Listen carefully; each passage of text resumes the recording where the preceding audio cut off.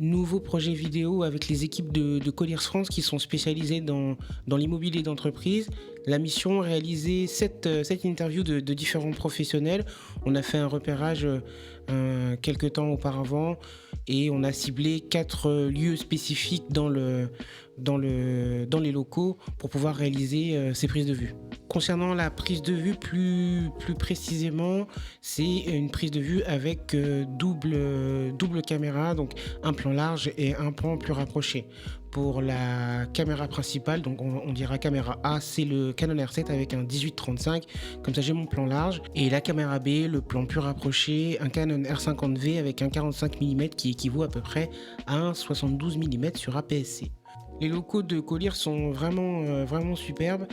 Le seul problème, enfin pour moi quand je fais de la vidéo, c'est qu'il n'y a que des baies vitrées et que j'avais besoin d'investir dans une lumière qui me donne suffisamment de puissance pour pouvoir exposer mon sujet correctement, d'où l'utilisation de ce Zhiyun Molus B500 qui va me fournir 500 watts de puissance. Concernant l'audio, on va utiliser cette fois-ci des micro-cravates, donc toujours les Rode Wireless Pro qu'on va pouvoir installer sur nos interviewés à chaque fois. La première interview se fait avec Louis. Il est architecte d'intérieur et donc donne le top départ pour cette journée. Concernant la lumière, on a décidé de partir sur une lumière relativement douce, d'où l'utilisation de cette lanterne.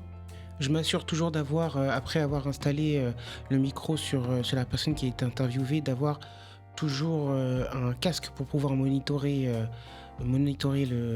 l'audio. Alors, je m'aperçois que j'utilise de plus en plus ce tout petit casque de 15 € plutôt que le casque Sony que je me suis acheté parce qu'il prend vraiment beaucoup moins de place. Bon, le Sony est toujours dans mon sac, mais celui est plus facile à installer et à laisser sur la caméra pendant les déplacements aussi.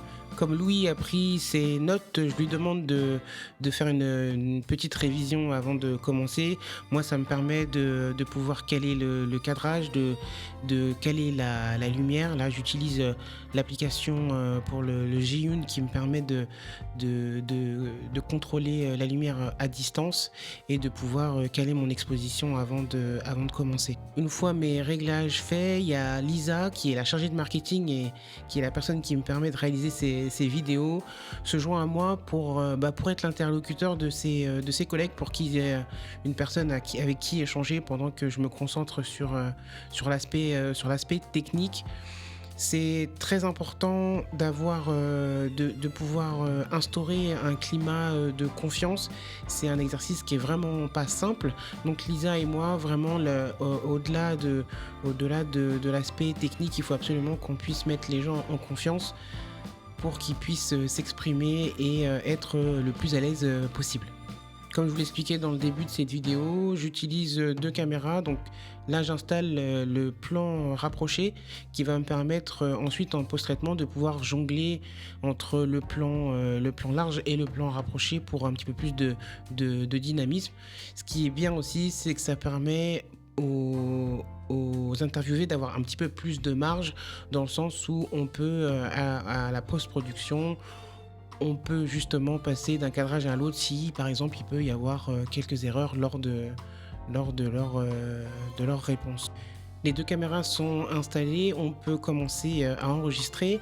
On demande à Louis de dérouler toutes ses réponses et de, si possible, en faire des phrases relativement courtes pour éviter d'avoir à tout dire d'un bloc, pour lui que ce soit plus facile et pour nous d'avoir de quoi éditer ensuite en post-production. J'étais un peu fébrile de savoir si j'avais pu retenir des détails dans le ciel. J'ai été ravi de le découvrir à l'étalonnage et ravi d'avoir cette lumière qui me permet d'exposer mon sujet correctement. La prise de vue a duré approximativement une demi-heure, ce qui a permis à Louis de se sentir de plus en plus à l'aise et de pouvoir délivrer ses réponses comme il avait envie, et à nous de pouvoir réitérer les prises de vue pour être bien sûr d'avoir tout ce qu'il faut pour le montage. Petit aparté sur un objet qui m'a vraiment beaucoup aidé.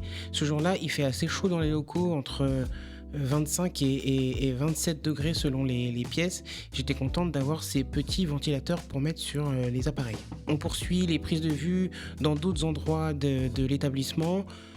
avec toujours le même setup, toujours la même lumière et toujours les deux points de vue pour avoir un montage plutôt dynamique à la fin.